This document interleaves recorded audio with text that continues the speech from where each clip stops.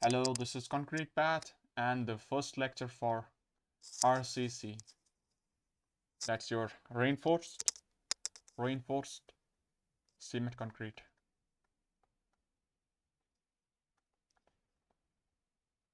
Now we have PCC also. That's plain cement concrete. Plain cement concrete. Now plain cement concrete is a mixture of what you have. It's a mixture of sand, that's fine aggregate, and gravel, that's coarse aggregate, and one more thing is that cement and water. Cement and water. So these mixtures, these constituents, we mix them and we got a solid paste, and finally we get a solid mass. We would say that hardened mass, we would call that as PCC, plain cement concrete. And that hardened mass is having that property of that it's having better compressive stresses. It can take better compressive stresses. It's good in compressive loads, and it's weaker for tensile loads. Weaker, and this is better, good. So that means if once you talk about concrete,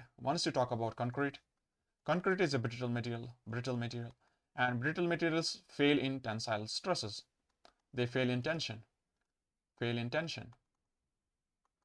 If let's say if concrete is taking 200 megapascals stresses in compressive loading, and it would take only let's say 20 megapascal in tensile loading. So that means it's weaker in taking tension. So concrete is weaker in tension, but in the compression it's good material to have for the compressive loads. So to make the best out of the concrete, we would say we should have one of the friends for concrete that would help him. One of the friends should be there that would help him to be better in tensile stresses also. So there should be one member that would help him to take the tensile stresses. There should be someone to help him, and that friend would be someone that would take the tensile loads. The friend should take the tensile loads or tensile stresses. It should take the tensile stresses, and the concrete would itself take the compressive stresses. And let's say you're applying hogging, or let's say you're applying bending moment on the section, on a beam, positive bending moment. Because of that, we have on the section, we have, this is your beam of length L meter beam, and cross section looks like in this fashion, such that this is your BD, and this is your cross section. And on the cross section, you can say this is your cross section. On that, you are applying a bending moment of M, and because of that, we have that compressive stresses on the top and tensile stresses on the bottom. And I would say if your concrete is entirely PCC, if it is plain concrete, there is no member, there is no friend with him, I would say concrete would be better in compressive stresses. It can take safely those compressive stresses. But what about those tensile stresses? What about the extreme fibers we have? What about the extreme fibers? It's having tensile stresses. So maybe this concrete would fail. This would develop cracking and crushing of that material. Let's say cracking got developed here. Now, to help that concrete overcome this cracking, I would say we should have one of the members. Let's say that we call as steel. Let's say this is one steel we have, and on this side, on the cross section, you can see those steel bars in this fashion. This is your long direction, and this is your cross direction. That's your Z direction. This is your X direction. This is Z. And you can see those dots that are bars of steel.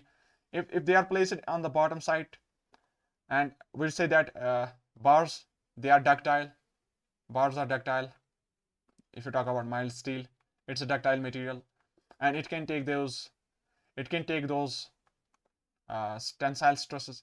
If the bar takes tensile stresses, that means this part, the concrete in this part, we can say that has been relieved from those tensile stresses. So this is our RCC, that we have one of the member as steel embedded into the concrete. So next one is that concrete. So steel plus concrete, or we can say steel plus PCC is your RCC. Okay. Now the thing is that why we are using that steel only? Why not any other aluminum, gold, and any other material? Why only steel? Let's see why steel. Why only steel? We say uh, if there is any member, if there is any friend for concrete, so we selected that steel. The steel acts as a friend for their concrete. Now, why this one? So I would say this was your section, and those bars were placed in this fashion. This was your concrete C, and this is your steel S. Now, there's one thing that we call as bond action. So for working together, there should be some bond. There should be some bond action. There should be some bond that we can call bond action. So for bond action, there is one more thing that we call as strain compatibility. Strain compatibility. Strain compatibility. Strain compatibility. So if you have this length of L, and we have placed the steel also here, and concrete is also there, and now because of the loads, it gets sagging curvature, and because of the sagging, we say that that bottom members, let's say tensile stresses and tensile strains. If there are tensile strains on the bottom, let's say the bottom is undergoing tensile strains, and because of that strain, we have elongation, change in length, or we can say if there is tensile stresses, that means elongation in the section. Once there is an elongation, that means both materials should elongate, or both materials should compress by the same amount, such that bond action should prevail. So I would say that for the bond action to prevail,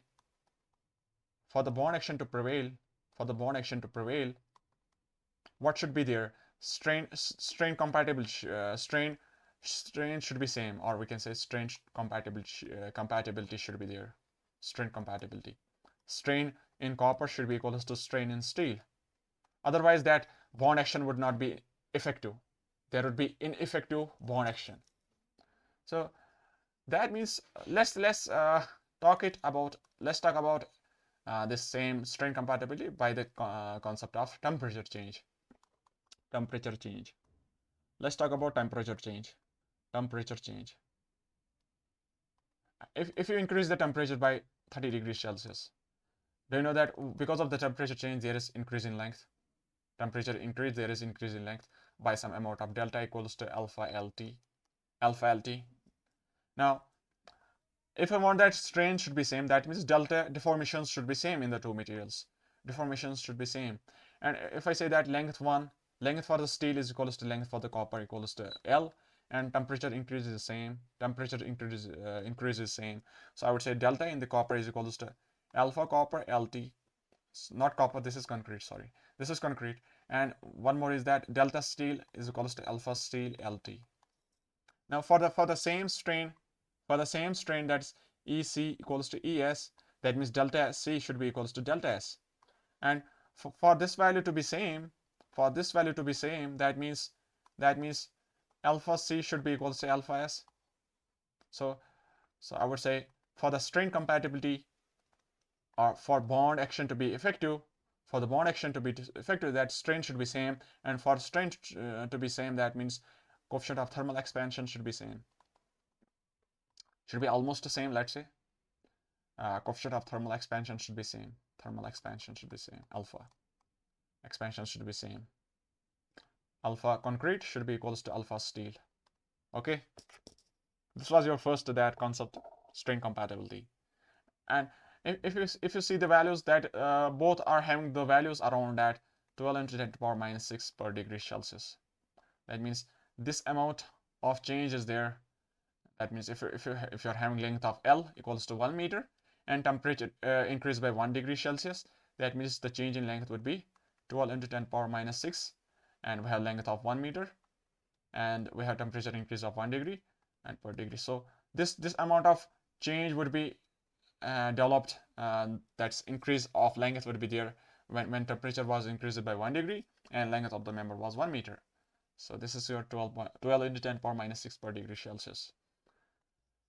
So, but if you talk about other materials, let's say aluminum is having value of alpha around 18 into 10 power minus 6 per degree Celsius. Similarly, other materials having different values of alpha. So for the steel, we say this is your strain compatibility.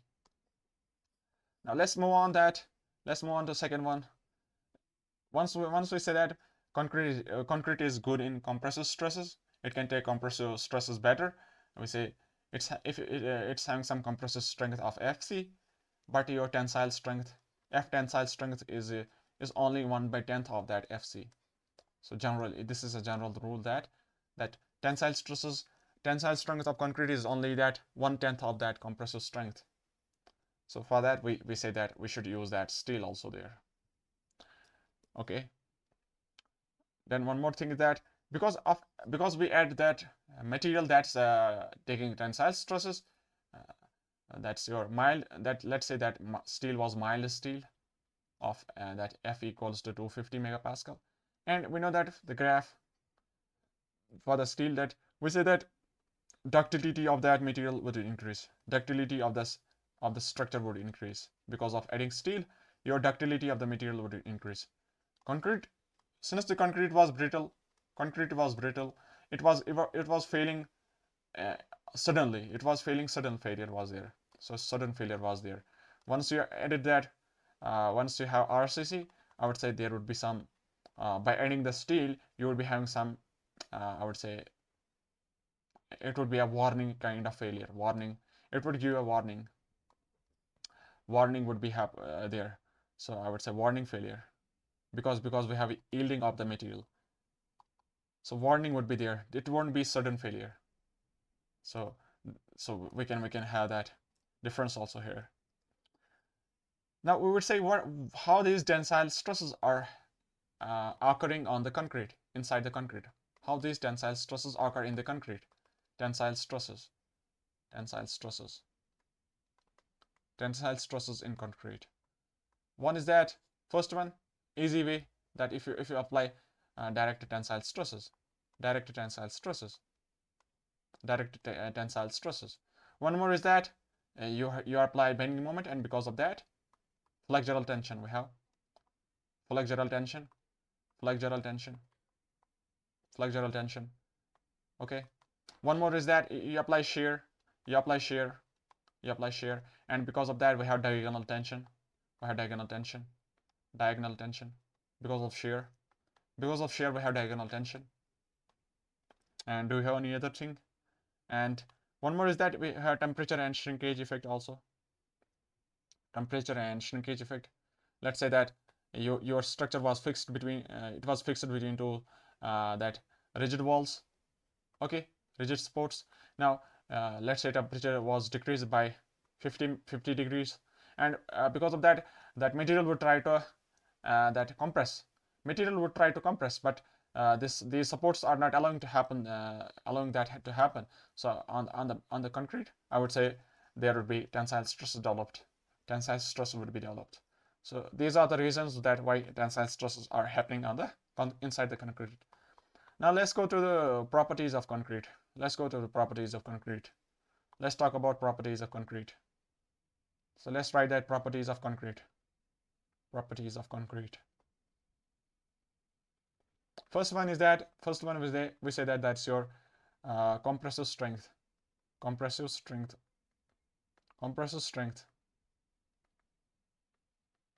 of concrete. Let's say this is Fc. Let's represent by Fc of concrete. Why we kept this one as first? I would say this is the most important property. Of that concrete. Most important. I would say why? Because all other properties we have, the concrete properties, all other we have, like that we have, and one more property, stress strain curve. We have tensile stresses, tensile strength. We have shear strength. We have bond strength. We have permeability, K, permeability. We have durability.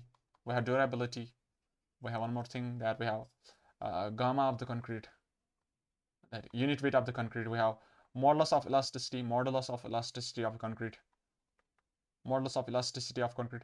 They are all related with that FC. They are related with the compressive strength of the concrete. So they are, these properties, we can infer them. They can be inferred from the from FC. They can be inferred from compressive strength of the concrete.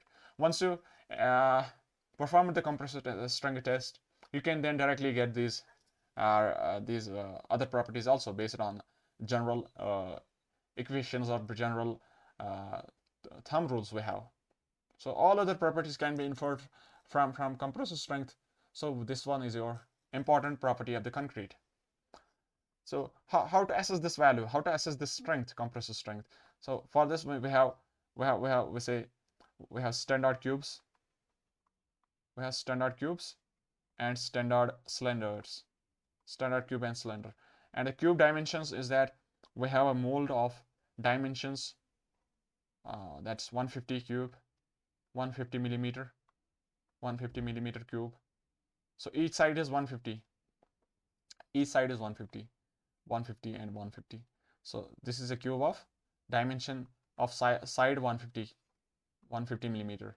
And cylinder is having that dimension, that diameter is 150, diameter is 150, and the height of the cylinder is 300. H is equals to 300, such that h by d equals to 2. H by d equals to 2. So these are your standard dimensions of the those specimens. That means you have those molds, and on those you pour the concrete, and once it gets hardened, then you perform the tests. You perform the tests on those cubes and cylinders, and these are your standard cubes and cylinders, and on those you perform those compressive strength tests. Now you are applying that uniaxial stress. You are applying that. You are studying uniaxial stress conditions. Uniaxial stress condition. Uniaxial stress condition. That means you are applying stresses in one direction. Stresses from the top. Let's say in the compression testing machine, we have compression testing machine, compression testing machine, compression testing machine, testing machine. So you are applying loads from the top, let's say, and because of that we have stresses, we have compressive stresses, and let's go for that. You're using those plates, steel plates. On that from the top you are applying loads. You are applying this load of P such that your stresses developed equals to P by A cross section. Some load would be there, and there would be some stresses, there would be some area cross section. So we would say that then finally we can have compressive stresses. Okay, then how do you get this compressive strength? The code, your code, Indian Standard Code of IS 456 says that you have to take 3 samples. You have to take 3 specimens, we can say. You have to take 3 specimens. That means 3 cubes. You have to take 3 cubes of the same mix, same mix or same sample of same mix. Let's say once you make the mix, okay, then you take 3 specimens, 3 cubes. You make 3 cubes, and after 28 days, then you perform tests, and you got some values of compressive stresses that you got F1, F2, and F3, and you take the average. And this is your compressive strength for this mix. For this particular mix, this is your compressive strength for this particular mix. So this is your IS codal provision recommendation. Okay, now this is your general compressive strength. But if you talk about more detailed one that we have, that we call as compressive, that we call it FCK. This is called as characteristic compressive strength. Characteristic compressive strength. So this is the strength we have. The definition is that it is the strength value, strength of concrete at the rate of 28th day. That means you once you made the mix, then you perform the test after 28th day, So that's your strength of concrete at the rate of 20 today. It is that value of strength such that only 5% of the test results are expected to fall below this value, expected to fall below this value of strength. So what this thing actually means. So we have some percentage, so we have some strength and we have some percentage. What is the difference between that compressive strength and FCK, characteristic compressive strength, and some 5%? And for that we have to go to what we call as variation in strength. We have this one, what we call as variation in strength. So we would say all of the materials in the world, they are non-homogeneous. No material is perfectly homogeneous, and concrete too, because of its constituents, we have concrete is non-homogeneous. If concrete is non-homogeneous, we would say we also analyze that, we observe that even for the same mix, let's write, even for same mix we have same mix, and we have, let's say, 3 different cubes. They are having different strength. Strength is different. Let's say strength of 3 cubes is different. Even the material is same, and mix, we have mix proportion is also same, water amount is same, cement content is same, aggregate is also same, but strength is different. That's because of homogeneity. That's because of non-homogeneity. So how do you overcome this one? And how to get the value of FC? And this one is your FCK. How to get this value? I would say, if you take infinite number of cubes, or we can say samples, if you take infinite number of samples, then you perform tests, and once you perform the tests, and you would get different values of strength, F1, F2, F3, F infinite. Okay, you would get different values of strength. Then you plot then you make a histogram. Once you make a histogram, and we define one more thing that we call as frequency, density. That's called says that frequency density is that number of samples in a certain range, in a particular range, divided by total number of samples. That's your infinite number of samples. So let's say we are talking about that strength should be in the range of 30 megapascal to 40 megapascals. We are selecting those cubes, we are selecting those samples which are having strength in the range 30 to 40 megapascals, and we say that we have that, let's say we have n number of samples and divided by infinite number of samples. So that's your frequency density. Once we have, if you take infinite number of samples, then we plot this histogram. We have histogram, then we have frequency density from this side, and from this side we have strength F. This is your strength. Then we get a histogram that's symmetric about mean. We get a histogram that is symmetrical about mean. That we say symmetrical about mean in this fashion. So from this side also we can have, let's say there is some mean value of the strength. Let's say there is some mean value of strength Fm. Let's write it as Fm. This is mean strength Fm. And once we have infinite number of samples, then this curve for engineering materials, it becomes symmetrical about the mean, symmetrical about Fm. And if you try to make a curve out of it, I would get a curve. Some sort of curve would be in this fashion, and this curve that has developed, we call it as probability distribution curve and probability distribution curve. And to be more general, I would say we call it as Gaussian probability distribution curve or normal probability distribution curve. Gaussian or normal probability distribution curve.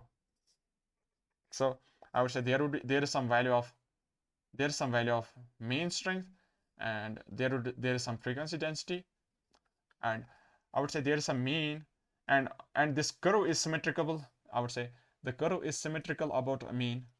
Curve is symmetric about mean. Curve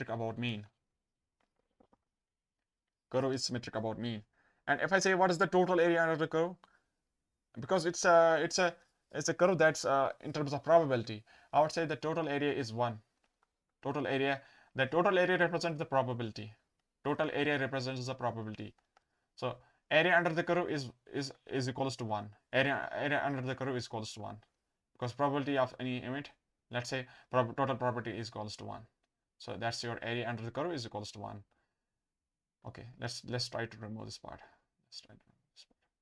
Now, one more thing is that we would say you take any strength value. Let's say there is some value of f, and at that value there is some frequency density, and there is some deviation from the mean. There's some deviation from the mean. I would say how to define this deviation from the mean, and for that we say there is some term that we call as standard deviation. So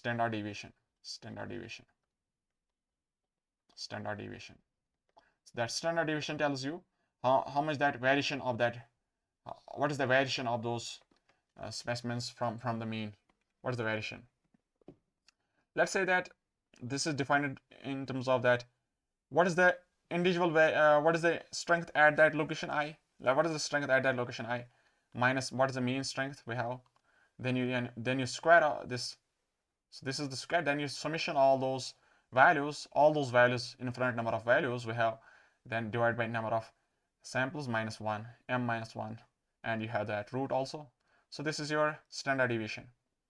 Difference, then square of differences, and summation of all those difference squares divided by m minus 1. Total number of samples minus 1, and then root of that all. Okay, that's your standard deviation. So once we got that out of the curve, we got this value. Let's say this value is fixed now. So we have these values. We have some value here. Let's say this is some value of. Let's say this value is fixed, and its unit would be also megapascals in terms of strength. It's having some value of megapascals. So there would be some megapascals deviations from the mean. Okay. Now I would say from this curve, you have this curve.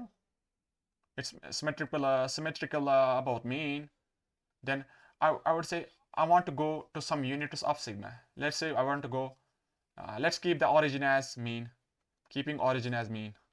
Let's keep origin as mean. Then I would say from this side we have negative sigma, and from this side we have positive sigma. I would say I want to go to 1 sigma. I want to go to 2 sigma, and I want to go to 3 sigma. So similarly from this side I want to go to 1 sigma, negative signs. I want to go to minus 2 sigma. I want to go to some minus 3 sigma.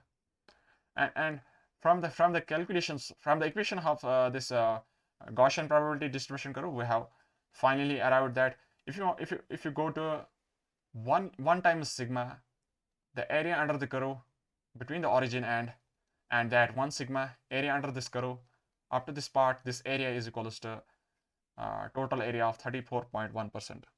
34.1% area. That means out of all those specimens, infinite number of specimens, that 34.1 percentage of those specimens whose strength falls in this range. Whose strength falls in this range of Fm plus 1.1 sigma. That means their strength would be in this range, somewhere in here. That means strength. Let's say mean strength was 30 megapascal, and 1 sigma is equals to 5 megapascals. So that means 34.1 percentage of those samples, they are having the strength in the range 30 to 35 megapascals. 30 to 35 megapascal. And similarly, if you go to I would say what is the area between 1 sigma to 2 sigma. What's area between 1 sigma to 2 sigma? What is this area under this curve? And that area is equals to, this area is coming out to be equals to 13.6%.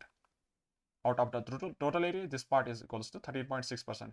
And if you go to the third part, that's, if you go to if I want to say what is the area between that 2 sigma to 3 sigma, what is this area? What is this area total out of the total area? What is this this value equals to under the 2 sigma and 3 sigma? That value is equals to 0.021, or that would be 2.1%, I think. 2.1%. 2.1%. Now, because this because this curve is symmetric about mean, that means from the other side also we can have the same amount of that area under those sigma. Okay. Now, how to define this FCK? We have defined it, this FCK somewhere. We said that FCK is that value of strength, which is having that there is some value of F such that probability of strength lesser than this F, lesser than this value of F, is only 5%. That means only 5% of the specimens are having strength lesser than this value. Let's try to have this from the curve. So if you have this curve, now, I would say there's some total area under the curve. I would say there is some value of F such that below the strength below is such that only 5% of the specimens are having strength below this value. So this part, I would say area is only 5%. That probability, because your curve area represents probability. This represents probability, and from the calculations, I say that probability can be related with the area. Probability is related with the area. So once we say that this probability distribution curve, that area under the curve represents probability also. So we say if we have one value of F, if we have one value of strength such that below this value of F, we have only 5% of the area, total area. So that value of F, we say that value of F is equals to FCK. And how, for that, there should be some value of sigma. There should be some value of sigma from that mean. So there should be some value of sigma such that I can arrive to this value of that FCK.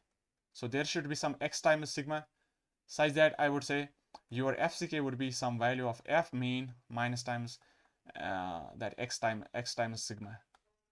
So once this sigma is defined from the equation that's fixed now, then we have this value of Fm minus x sigma. So your x value we have to check. What should be this value of x?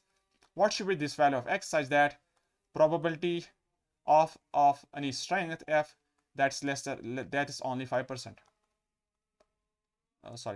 Such that what is the probability that your strength is lesser than FCK? That's only 5%. Let's try to have this from the curve. Now, if you take this curve, I would say what is the probability that let's try that.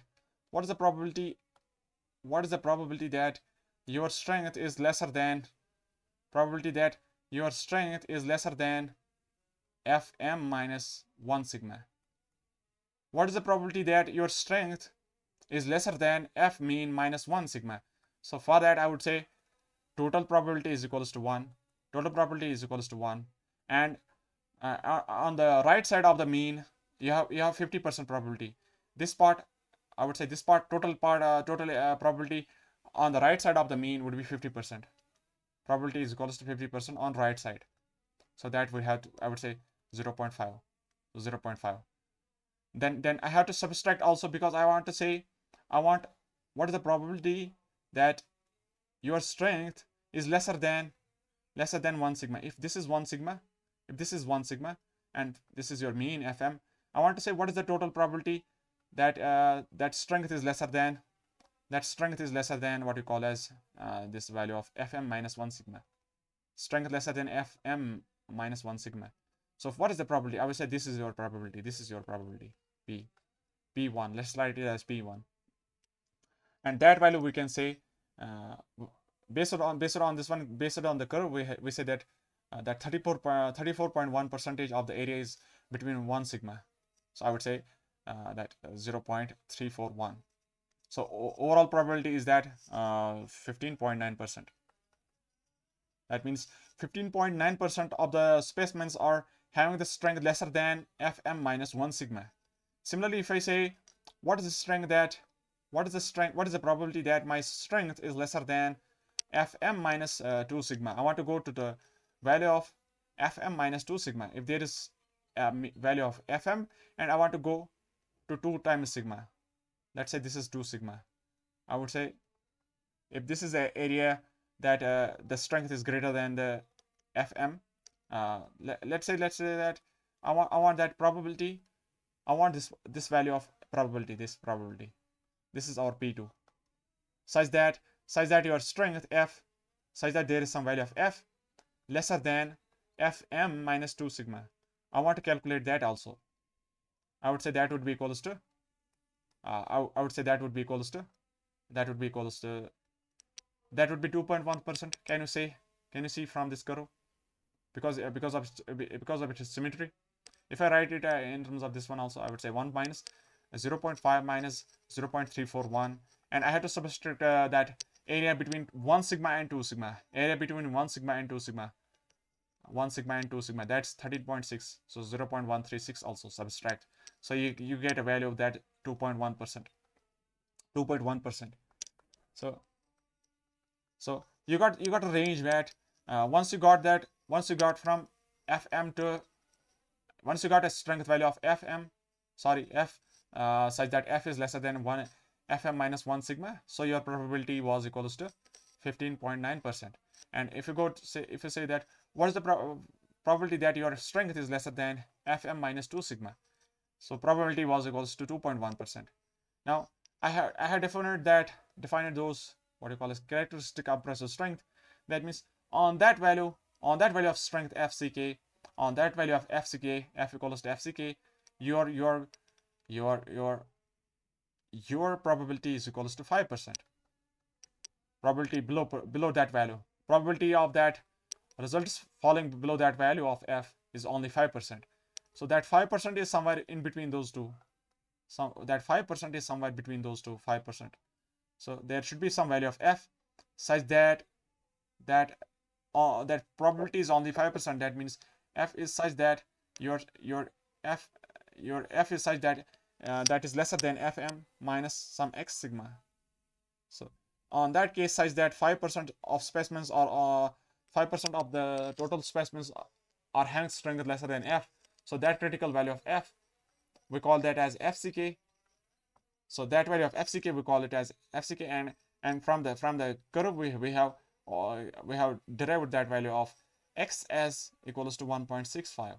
So finally I would say FCK is equals to F mean minus 1.65 times sigma. So this is your characteristic compressive strength. That means now finally that your characteristic compressive strength is that value of strength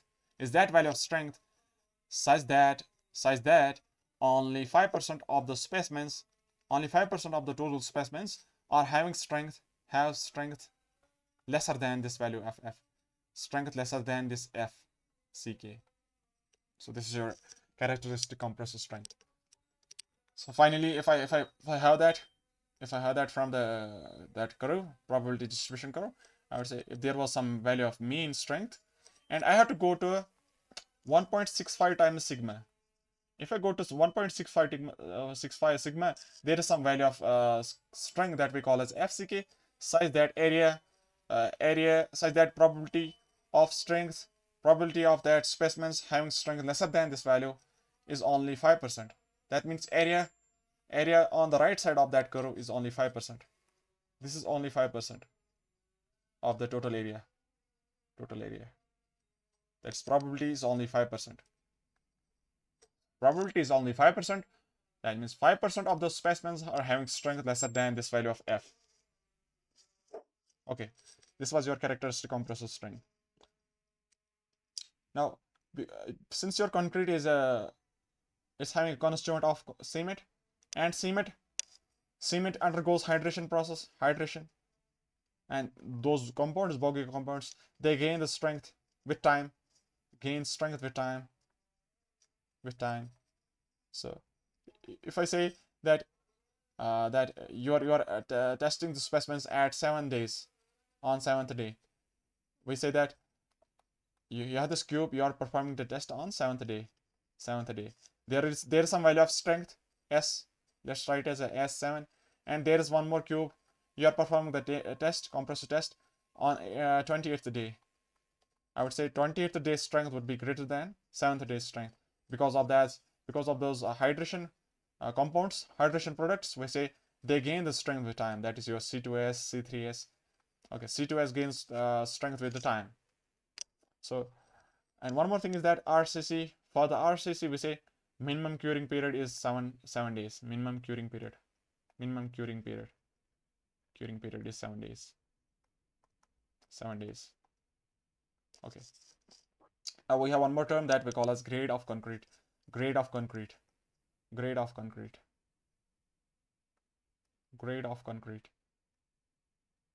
We represent it as M, and we have some number also. Let's write M30. M30 means we have some mix, concrete mix, and it's having some characteristic compressive strength. This 30 number represents characteristic compressive strength. That is the strength at 20th day of that specimen. Once it has reached to the 20th day, then we perform the test, and once we got the FCK, then we represent this grade as M, and that value of FCK, M30. Now we say that we have 3 different types of grades. One is that we call as ordinary grade. One more is that we call it as standard grade, and third one is that high standard grade concrete. So for the ordinary concrete, we say the value of the strength, that M is from M10 to M10, M15 and M20, and this one is having M25 to M60, and third one is that M65 to M100. Okay. Now codal provision is that we are using, for the RCC we are using code that's your IS456, and it recommends that, it says that minimum grade of concrete, minimum grade of RCC, I would say minimum grade of RCC should be M20. That means if you're using that IS456, you should have a concrete that's having minimum strength of M20. That FCK should be a minimum value of M20, 20 megapascal. That means our IS456 is used or allowed, that it says that minimum grade should be M20, and maximum we can have that means IS456 is not allowed for grade M60 above M60. That means your code IS456 is valid up to M60. After that, you have to go to some different code also. Okay. Now, once we define those sigma, we say that standard deviation. Once we had that standard deviation, it if it is large, if it is more, and if it is small, we want to say if the deviation is more, that means the curve from the mean would be those values would be far away from the mean. That the spread is more, deviation is more, spread is more. That means one of the specimens having strength here, F, such that it's very different from the mean. So if we want that our strength for large number of specimens should be same, that should be almost equals to mean strength. So for that, your deviation should be lesser. Now if your deviation is more, that means your variation in strength is more. variation in strength more. That's only possible if your quality of control is poor. We say this is your poor quality control. Poor quality control. That means you are not controlling those parameters on which strength is depends. Strength depends. So we say that this is your poor quality control. And on the other side, if you say variation in strength is lesser, if your variation is lesser, that means it's called as good quality control. Good quality control. Good quality control. So your graph would be some sort of in this fashion. So more frequency means more probabilities that the more number of specimens are having those value of FM. More number of specimens are having strength near to the mean strength. So this is a good quality control we can have. This is a good quality control, and this one is your poor quality control. This is your poor quality control. Now we say that since your standard deviation is a function of quality control, it's a function of quality control.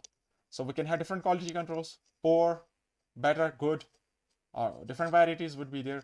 And one more code is that we call it as IS10262. And it details the values of those.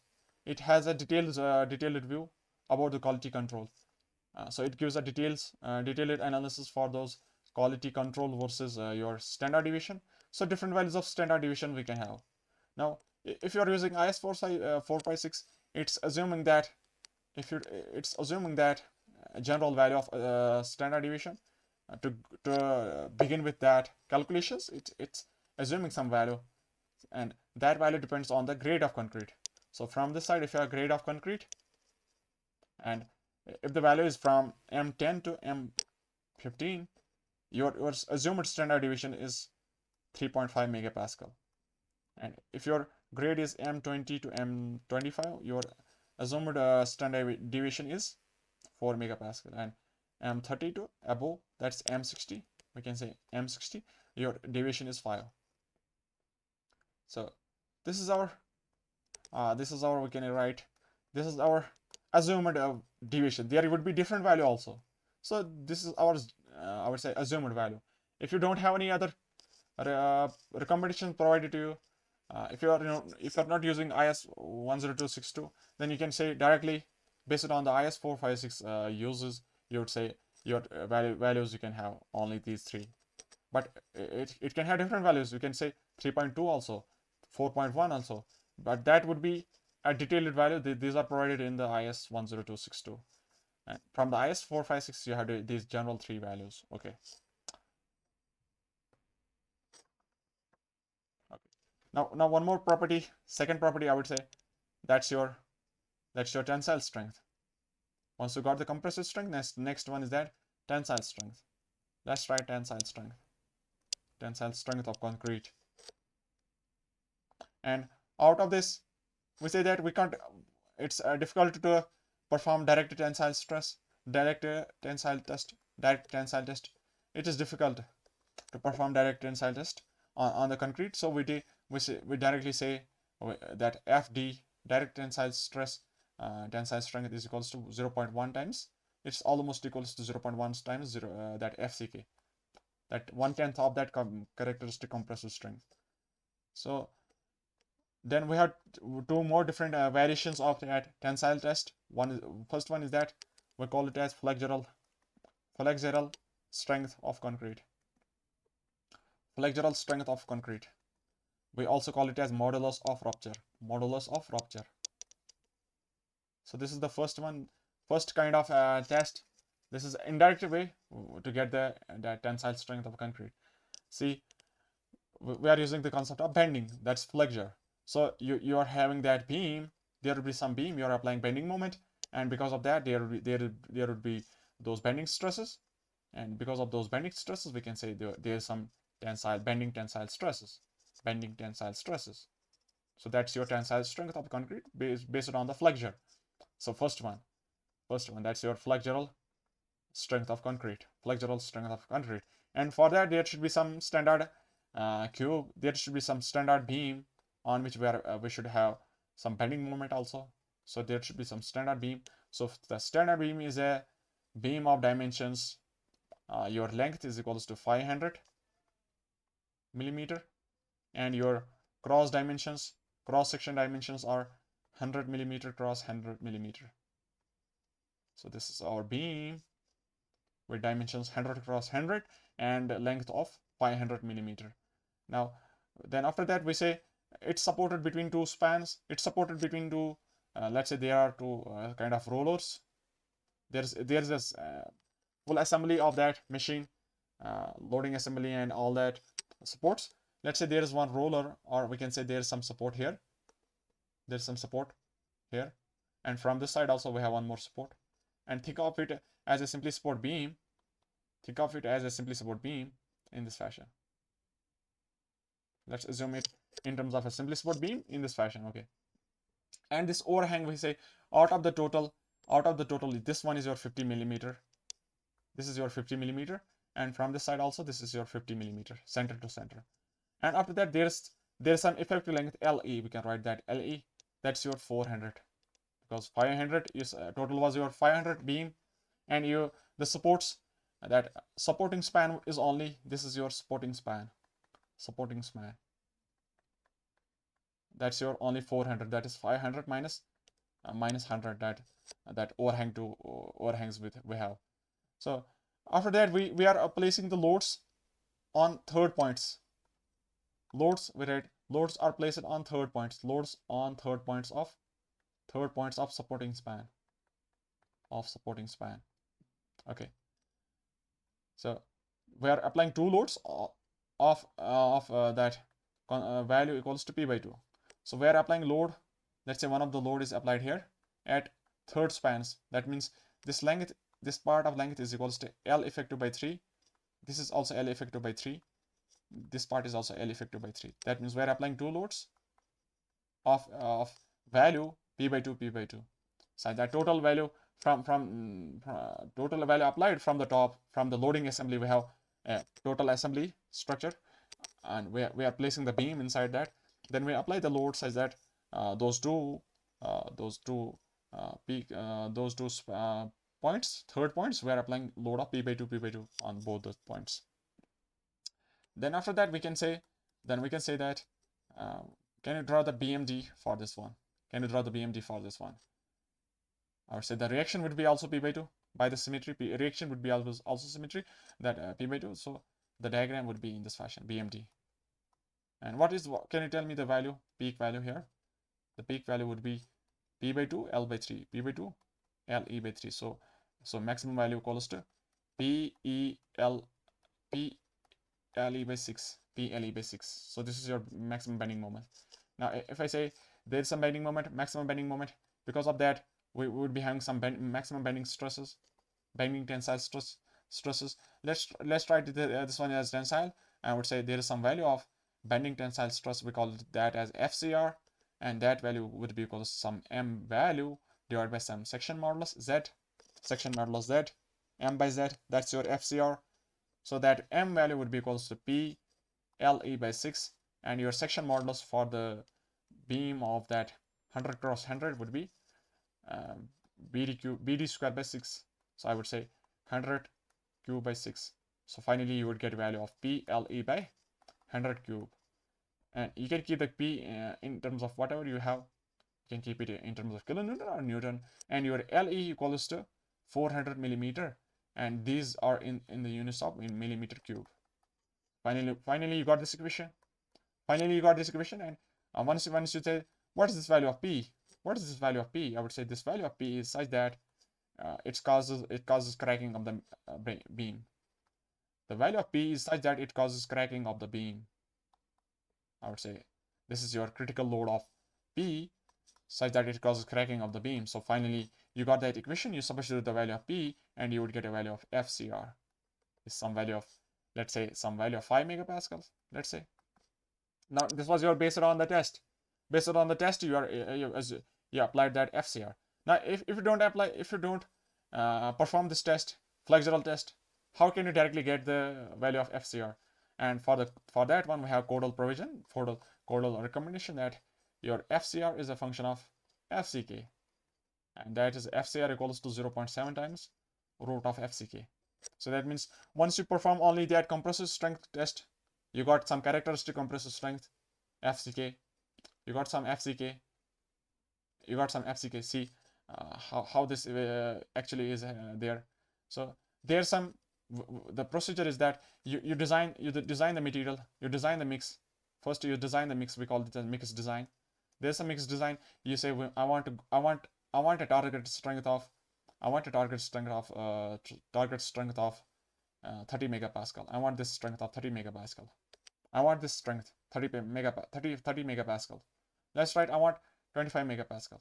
Then I would say, based on that deviation we have, we write that standard deviation. We said that what is the value of sigma corresponding to, what is the value of sigma corresponding to that M25. We write that assumed standard deviation was, for the M20 to M25, standard deviation was assumed to be 4 megapascals. So if I write what should be the value of FCK for that design mix, I would say that would be equals to 25 plus 1.65 sigma. So this would be some value, and we have some 25 also, so this is your FCK. So you got some value of FCK such that some, let's say some 33 megapascals, and you substitute that value 33 and you would say FCR is 0.7 times root of FCK. Okay, so you got that FCK also directly from the calculations. That once you know the FCK, you can now directly get the FCR. So your characteristic compressive strength is an important tool to assess all other properties of that concrete. So this is a direct way. If you don't perform the other tests, only performing that compressive strength test, you can get the FCR also. Okay, one more property is that one more test is that split tensile strength. Split tensile strength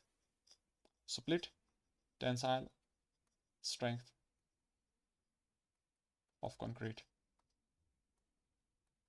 Now this is also indirect way to get the property that's tensile strength. So we have this cylinder. But we are placing it longitude that's parallel to horizontal. We are placing it parallel to the that's perpendicular to load. If the load is acting in this way, we are placing the that in this direction. We are placing it in this direction. Load is from the top, and from the top we are having that plate also. Let's say there is some plate, steel plate, on which there is loading. From the top there is loading applied. From the bottom also we have this plate also. We have some plate also from the bottom also, and there is a lesser contact area. We can write lesser contact area as compared to other tests. If you say direct compressive strength test, your contact area is more, and similarly for the cube also your contact area is more. But for the split tensile test, your contact area is very lesser. So what is happening there? We observe that a crack gets developed along that direction of load. This is a crack gets developed along the direction of load. Crack, that's in this fashion. So then it separates in this fashion. So the separation would be in this way. So this is the separation. That means there would be some pulling force outwards that's trying to pull it along the diameter. That means it tries to break it that along the diameter. So there should be some tensile. There should be someone trying to pull it. There should be some tensile stresses. I would say you are not applying that any tensile stresses. How this is happening? I would say if I take any stress element, I would say you're applying stresses in only y direction. You're applying stresses in y direction. But how it's the cracks get developed in this direction? I would say, since you're applying loads from the top, there would be no doubt it's a plane stress condition. Does that mean that strain would be zero in the x direction?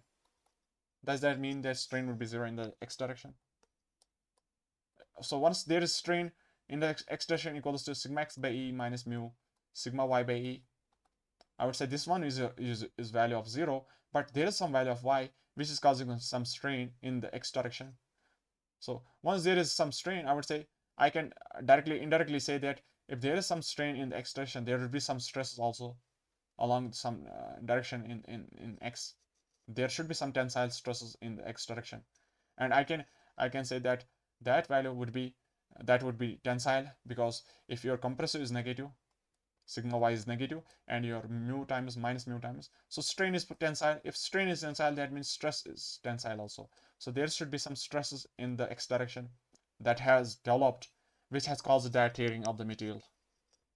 So I would say this is your sigma c, this is your sigma t, and we have that equation that we call it as FCT, direct tensile, that split tensile strength, that is FCT of the concrete equals to 2p by pi dl. 2p by pi dl. Your load of P along this direction. So P, a load applied, the load P applied, causing that cracking. This is for the failure load, I would say, cracking or failure load corresponding to failure. And this is your diameter of that cross section. That's your 150 millimeter, and length of the beam, length of the cylinder. That's, we say, this is your 300 millimeter, and you can get the FCT value. Now, if you're not performing this test, I would say your FCT is a function of FCR. It's 2 by 3rd of FCR. That is 0.66 times FCR, and your FCR is itself a function of FCK. So that means we can directly get the FCT also from the FCK. Okay. So these were the different kinds of tensile tests we can have. Now, third property, we say that's your stress strain property. Stress strain curve of concrete. Stress strain curve of concrete. Now, once we have that uniaxial stress versus strain of concrete, you see that curve, the curve gets formed in this fashion. Some sort of curve is developed in this fashion. Some sort of curve has developed in this fashion. Some sort of curve has been developed in this fashion, and the peak corresponds to a strain value of 0.2% strain, or we can write 0.002%, 0.002 strain value, change in length by original length. And corresponding to that, we say that this is your compressive strength FC. This is your compressive strength. So corresponding to that 0.2% strain. Okay. Now the thing is that you have to get this stress strength, to get this curve, we are using that cylindrical specimens. We are using cylindrical specimens. Now we have two options. One is that cubic specimen, and one is that cylindrical specimens. You are applying direct compressive stresses, compressive loadings, uniaxial compressive loadings, and I would say why we are preferring cylindrical specimens. Why not cubic specimens? And for that, let's try to have a clear picture of that, what's happening inside. I would say this is your cube, and load is applied. Let's say the cube was placed in the compression testing machine, and we place those plates. One of the steel plate is placed at the top, and one of that is also on the bottom side. Let's say there is some 2 plates, and I would say the contact area is very less, is more. That contact area is for the entire surface we have. If I have a surface area of that a square, so entire contact area is there. Contact area is more. Contact area is equals to a square. Now you are applying load from the top. Okay, no problem with that. Load applied from the top and from the bottom also. Load of P applied from the top and bottom of P. I would say there should be some stress value equals to P by area cross section. So this is your stress, and corresponding to the failure, when the concrete gets crushed, I would say there is some strength FC at the value of F's load, crushing load. There's some crushing load divided by area cross section. This is your FC. And similarly for the cube, for the cylinder also, I would say this was your 150 and this was your 300, and you had that plate also here and here. Now you are applying that load. I would say contact area is that pi by 4 d square. Okay, no problem with that. contact area is all that surface area we have. That's your contact area. But one more difference is that we have this difference of height. We have this difference of height. I would say here the height is also equals to A, that's 150, but the height here is 300. So this is some effect, we call it as size effect. Let's write it as size effect. Okay. Now we are going to see why we are performing this stress strain curve on the cylindrical specimens and why we are not performing it on the those cubic specimens. Let's try to go inside. I would say you are applying loads from the top. Is it purely uniaxial stress condition? Is it purely uniaxial stress condition? You are applying loads from the top and bottom. Load of P, that's I would say in one direction only. You are applying load in y direction. Is that necessarily mean the stress is that necessarily means that stress is uniaxial stress condition? That this is uniaxial stress condition? I think it's uniaxial stress condition. But one more thing is that if you see the contact area, if you see that contact area there, that the interface between that concrete surface and the steel plate, the interface there, we have some interface between the two. We have some interface. There's some contact area, and this interface, if the load was applied only on the concrete would try to let's say because of compressive loading, concrete would try to move outwards in the transverse directions. Okay, do you got it? The concrete would try to go in the lateral direction, but because of that interface, there's friction developed between the concrete surface and the steel plate. So let's try that. So at the interface, I would say there's some friction developed. There's some friction that has developed. Friction that has developed here. That friction got developed. Friction gets developed at the interface.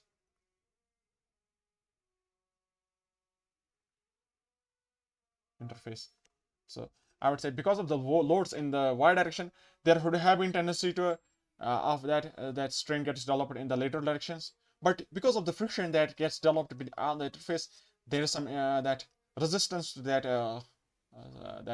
lateral deformations.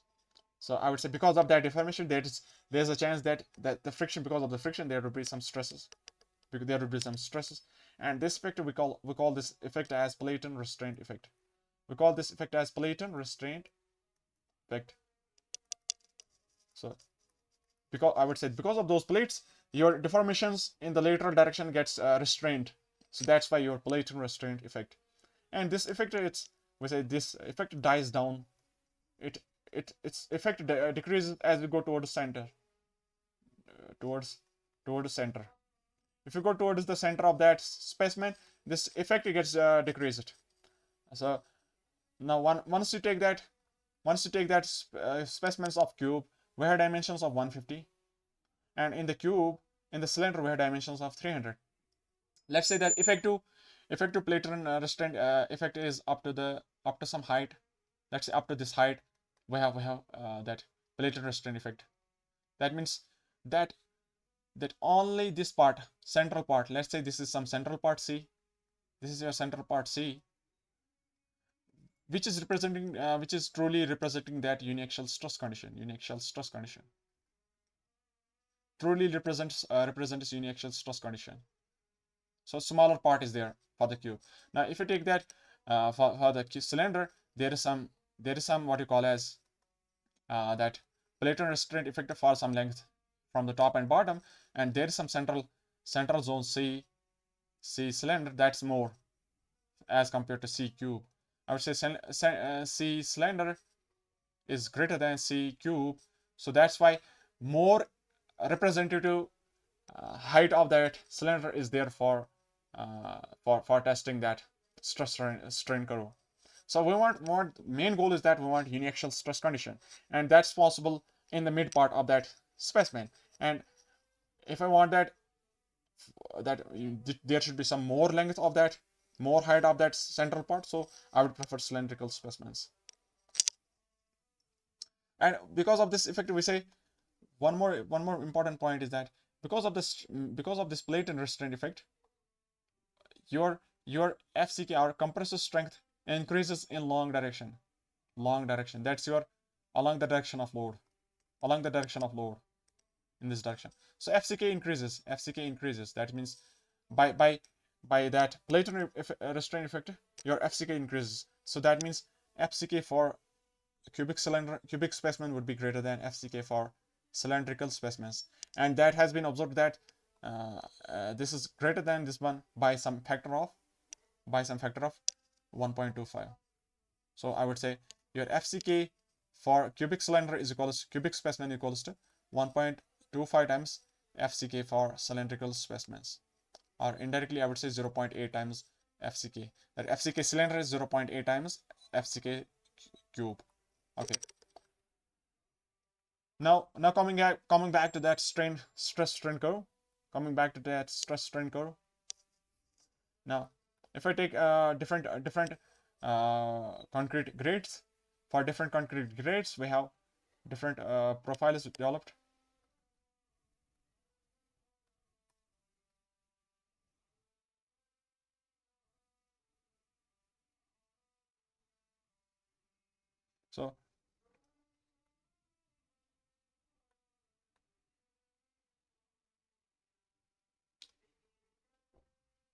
So this is your stress strain curve. Different stress strain curve. Now we can have that. We can infer that. Let's say that peak gets developed at a strain value of 0.2%. Peak gets developed at a strain value of 0.2%. So this is your FC3, this is your FC2, and this is your FC1. That means your these are the conclusions from the stress strain curve of the concrete. Conclusions. We say that your compressive strength obtained at 0.2% strain. 0.2% strain. So that means your peak of the concrete, that's peak compressive stress develops at a strain value of 0.2%. After that, there is internal instability of the concrete, so cracking would be developing there, and finally your strength also gets reduced. And I would say there's one more thing, that if you see there's decrease of that strain by changing the value of FC. By changing the grade, I would say for grade having FC more, grade of concrete with FC more, it's having lesser failure strain. That means it fails suddenly. I would say it fails suddenly, or earlier failure is there. Sudden failure or earlier failure is there. Earlier failure. So by increasing the stress, by increasing the compressive stress or grade of concrete, by increasing grade of concrete, your ductility decreases. Then we had these different values of strain, and then finally we assume some value, we fix some assumed value at 0.0035. General value of that curve would be, this one is your peak of 0.2%, and this is your final value of 0.0035 for concrete. Okay. Okay, everything is okay. Now the point where a curve ends, that we call as crushing point. Crushing point is the point where curve ends. So this is your crushing point for the grade 1, grade 3, grade 2, grade 1. Crushing point. Okay. Now one more property that we have, modulus of elasticity. Modulus of elasticity.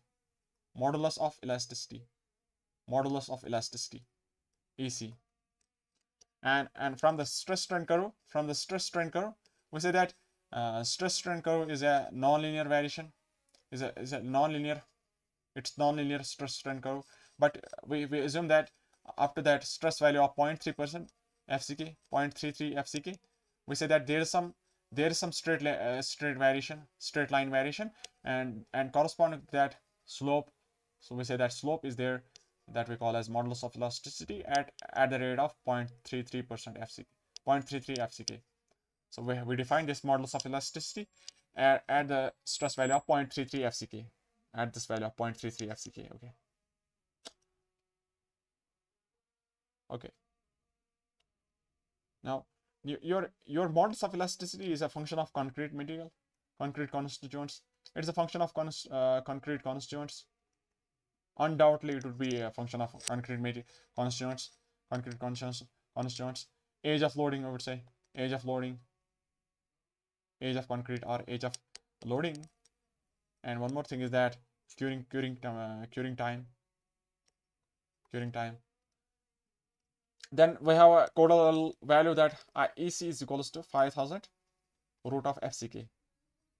EC equals to 5000 root of FCK. Once you got the FCK, let's say FCK was M25, and you can get the value of EC. Okay, that's 25,000. Okay, this is your EC. But we call it as short-term modulus of elasticity. This one is your short-term modulus of elasticity. Short-term modulus of elasticity.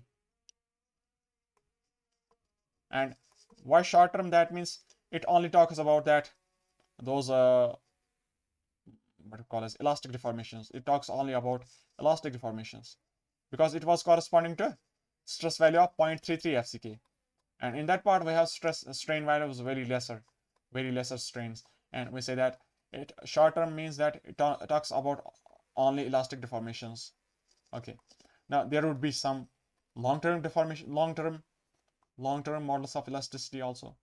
We call that as EC. That we also say that this is effective modulus of elasticity, long term. It should account that long-term effects. What are the long-term effects? That we have what we call as creep. What we have long-term effect that we call as creep. So what is creep actually? What's a creep? If you have this beam, if you have a wire hanging between two supports, two poles are there.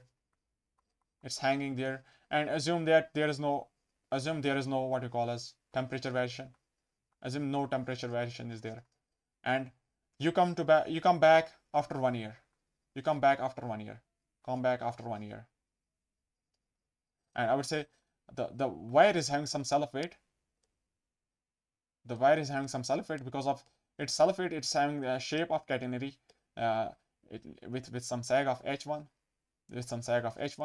and it's having total length of S1.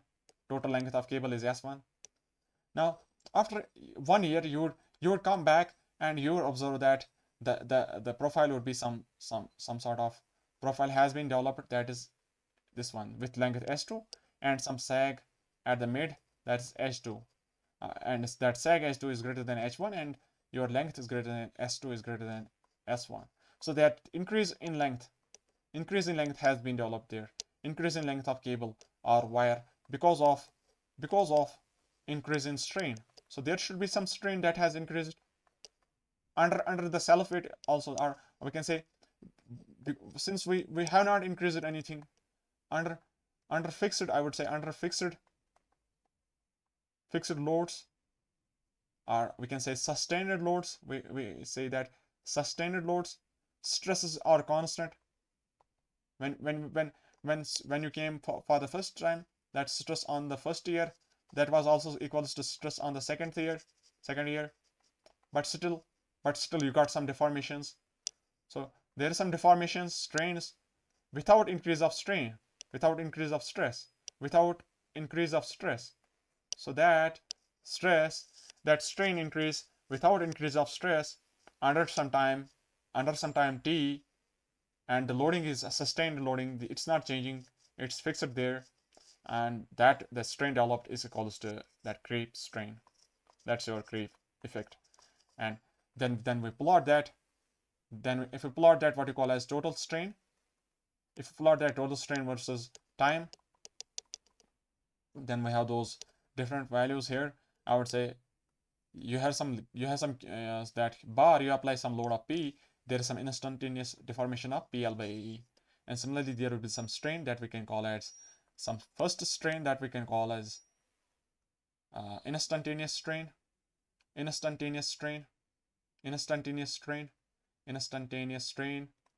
So there is some instantaneous strain at time t equals to 0.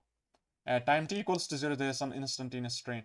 After that, there is some increase of strain, and it gradually increases up to a point. Then after that, remains constant.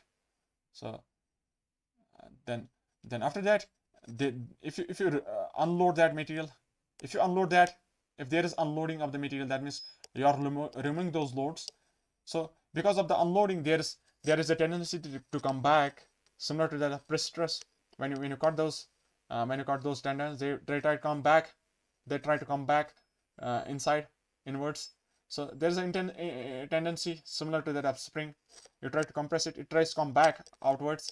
So after unloading, there is some, I would say there is some instantaneous recovery.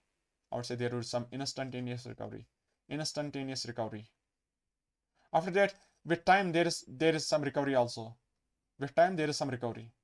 With some time, from time, there was some time of 50 days, and we have reached to some 60 days there. That means some recovery is there. That we call as creep recovery. This part we call it as creep recovery. And from this side also, we said there is some increase of strain with time.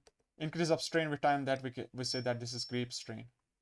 At any time t, you go to some time t, there is some strain that has developed because of that has occurred because of change in time. So with time, there is some development of strain, that we have creep strain. So that creep strain, we can write creep strain is a time dependent strain. It's a time dependent strain. Time dependent component of total strain. Time dependent component of total strain. Total strain. Yeah, so if there is a total strain, out of that, one more strain, that is your time dependent strain, that we call as that creep strain. Similarly, there is some recovery, that we have creep recovery. That's recovery with time. And after that, there is some permanent, that we have. This one is a unrecoverable strain, that we write as residual creep strain. Residual creep strain. So this is your general profile of that strain versus time. And then now we got that creep strain. That's your time dependent strain. And one more thing, that creep is the effect. Creep strain is strain developed because of sustained loading. Sustained loading. That means loading is not changing. Loading is as it is. Loading fixed. Sustained loading, and we have that deformations increase of strain with time. Increase of strain with time because of sustained loading. Even stress is constant. Even stress is not changing. Okay. Now we define one more thing, that is your creep coefficient. Creep coefficient. That's your creep strain by elastic strain. Creep strain by elastic strain. I would say your instantaneous strain is your elastic strain. Let's try that. This one is your elastic strain, and at any time t, this is your creep strain. So creep strain is variable. So at any time t, creep strain would be different. Here we have different creep strain, and we have one more creep strain here. And the maximum value of creep strain, we can call that value as ultimate creep strain. This is your ultimate creep strain. Ultimate creep strain. That's the maximum value of strain because of creep. That's your ultimate creep strain. So your creep, since your creep strain is a function of time, so we have different values of creep coefficient. We represent it as by some value of theta. So for different values of time, we have different values of theta. Let's write that. If the age of loading, that's time was equals to let's try time was equals to 7 days. One was your 28 days, one was your 1 year. That's 365. That's your 1 year. And your value of theta would be equals to creep coefficient equals to 2.2, 1.6, and 1.1. That we can see that this is going to decrease. The value of creep coefficient decreases. So theta decreases with time. And we say that decreases with log of time t, log t. So So I would say your theta is going to decrease with time, log of t. So variation would be in this fashion.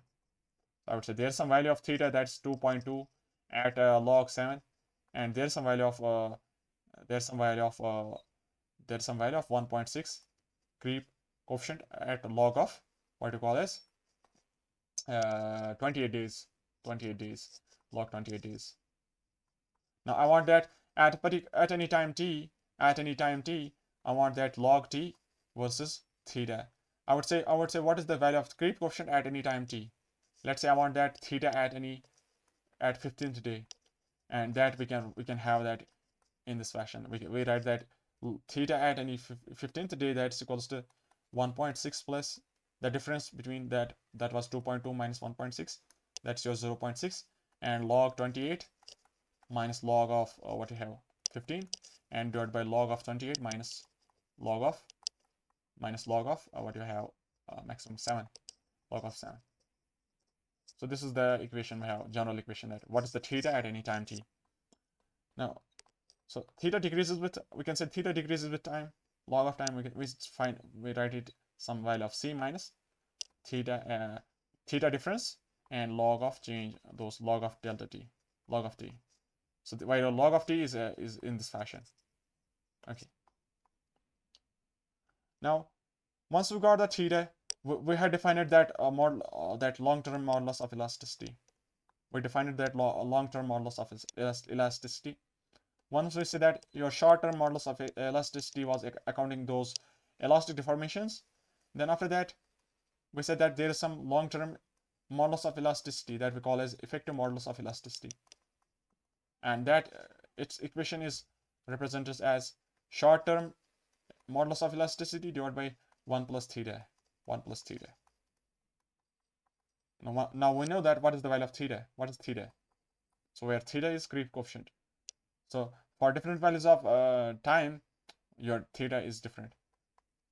So if I say that theta, since we saw that the value of theta was 2.2, 1.6, 1.1, okay, that is greater than 1. So overall, I would say this value is going to increase, and finally your ECE would be lesser than EC short term. So long term effective modulus would be lesser than short term modulus of elasticity. Now, if I talk about deflections, you have some simply support beam, and there's some sustained loading of omega or W for the length of L. What is the deformations, elastic deformations we have? Elastic short-term deflections. I would say that's delta equals to 5 by 384 omega L power 4 by EI. Now, if I say, what are the long-term deflections? This was your short-term deflection. What are the long-term deflections? The long-term deflections, we say that's same, but since your ECE is lesser, so this part is same, this part is same, okay, and we have this divide of 1 by EI. Let's write it as ECE. Since your ECE is lesser than EC, that means if this is lesser, that means overall deflections have been increased. So delta long term or more. So because of the creep effect, I would say more deformations of that, more deflections have been developed. So we say that creep function, that we say that creep is a function of, or creep increases with, if you increase the cement content increase it, your creep gets increased. Water cement ratio increase, creep increases. Temperature increase, moisture loss increase. Okay, moisture loss increase, so creep increase. Similarly, all your aggregates, you decrease the aggregates, your creep gets increased. And relative humidity, you decrease the relative humidity, that means moisture would be lost from the concrete. Relative humidity, if you decrease this, your creep would get increased. Relative humidity. One more thing is that there. Yeah, early loading would be there. If the loading is early, that means your theta is more. Early loading, theta more. Early loading, theta more. And that one more is that air entrainment. I mean, if your air entrainment is more in the concrete, that means your creep would develop more. So these are the factors on which your creep of the material depends. Okay. And one more thing is that final function of size. If the section is having more thickness, so size, if the size is lesser, that is flatter sections, so they are having more area but lesser volume, so their creep would be more. Creep is more if the size is lesser. So I want that thicker material would be there such that creep would be lesser. So for the smaller size sections, your creep is more, or we can say thinner sections having more creep.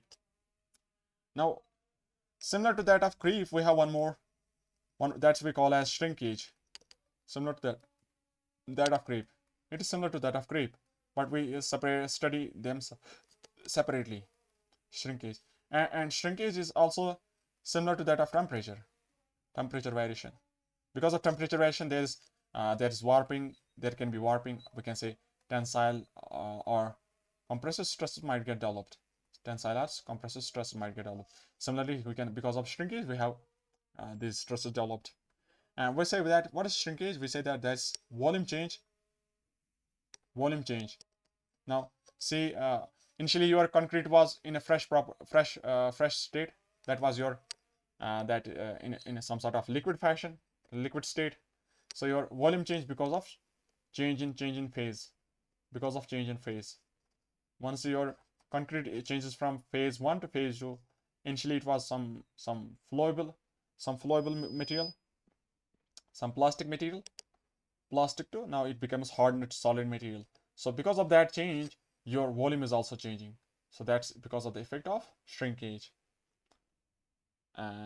So we say that shrinkage and temperature factors are similar, and it's also independent of stress condition. It does not depend on stress condition. It's also independent of stress conditions. And its effect is similar to that of a creep. You say it also depends on those values of those what we write for that creep. These parameters we can have for the shrinkage also. And we say some up to some extent we can say shrinkage effects are reversible. Up to some extent we can reverse the effect. Effects are reversible. Shrinkage effects. Okay, this was the end for this how do you call it, shrinkage. Now we say that final one is that reinforcement. If you talk about steel, there is some reinforcement. I would say we have different steels. One is your mild steel, and one is your high strength deformable bars. So if I have that plot of stress strain curve, I would say this is your mild steel. And similarly, there is one more steel having same value of EC, and that we call as that's your Fe415. And one more there is there that we call as Fe500. So these two we say that these are your high strength deformable bars.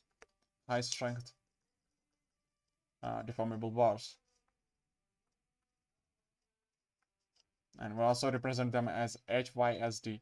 Okay, and this was your mild stress, and this was your mild stress from the hot rolling process. We develop it by the hot rolling process, and these two from the cold working.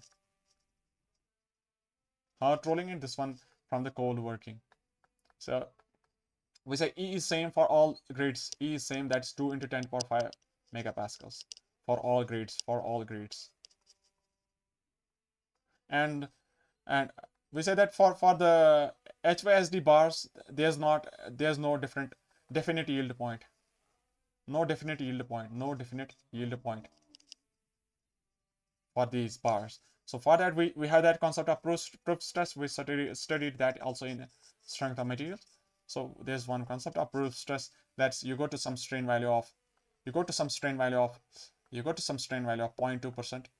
0.2% strain, there is some value of 0.2% strain, and you draw a line parallel to the initial slope that is equals to ES, that the intersecting points corresponding to those values, we have that value of strength, that we have yield strength of 500 megapascals, and in this one we have 415 megapascals. And for the third one, we say for the mild steel we have a definite yield point somewhere here at B and D. So we say that that value is 250 megapascals. And okay, we say that your stretching, that means how much strain we can have after failure. We say this is some value of 25%, 25% strain. This is some value of 16%, and this is some value of 12%. So that means by increasing the stress, by increasing the strength, that yield strength, your strain gets developed. Failure strain gets decreased. Failure strain gets decreased. So we can write, because of the cold working, that's stretching and twisting of that. That is stretching and twisting of those bars. And this help us to increase the Fy. And but your strain failure gets decreased. So it becomes brittle material. Brittle. I think this is the end for the what you call as properties. Final touch is that we say that by the strain compatibility, we say that strain in concrete should be equals to strain in steel. But if you talk about strain in concrete, that is, let's say, that is equals to let's talk about that that cracking, the strain corresponding to the cracking of the material.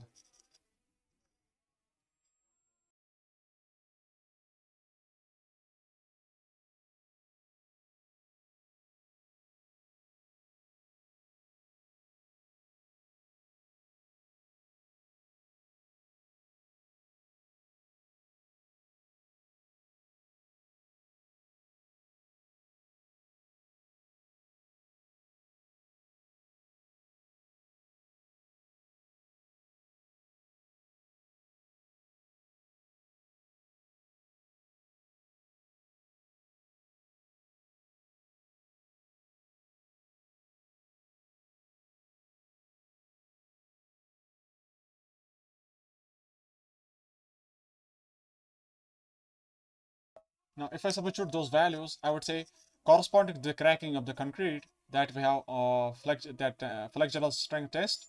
So on that value of strength, we say that cracking is going to develop. So that's your 0.7 root of FCK divided by EC. Let's write that 5000 root of FCK.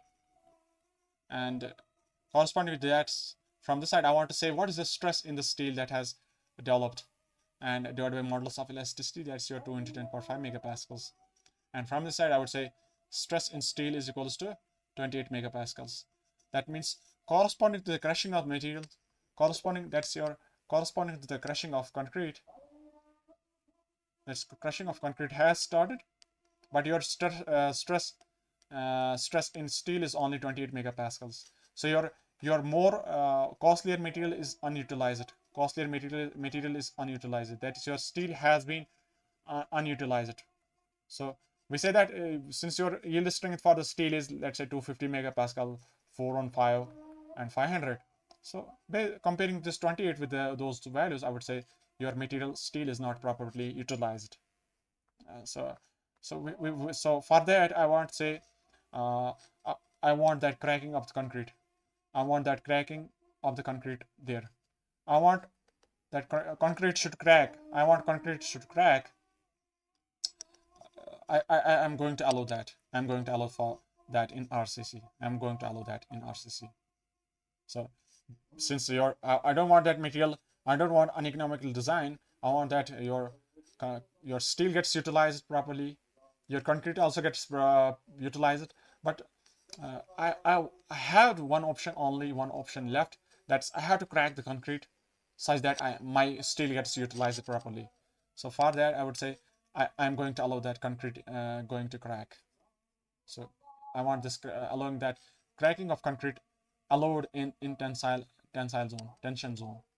So if I have this beam and there is some neutral axis, and bottom side would be having some reinforcement, and near this side I would say the concrete in this part, the concrete here, I want that to be cracked. I want that concrete to be going under cracking, and for that such that your steel stress in the steel is some value closer to yield stress value, closer to the value of yield stress. Okay, and This is that cracking should be allowed only for those materials such that there's no problem with that leakage. If you talk about water tanks, we are not going for cracking. We are not going for water tanking, I would say, except for water tanks. And one more thing is that RCC bridges, we go for other method. So we say that cracking of the concrete should not be allowed for water tanks, I would say. For all other materials, we say that cracking we are going to allow. So I think that's the end of the first lecture for your RCC. Thank you for watching our RCC. Okay.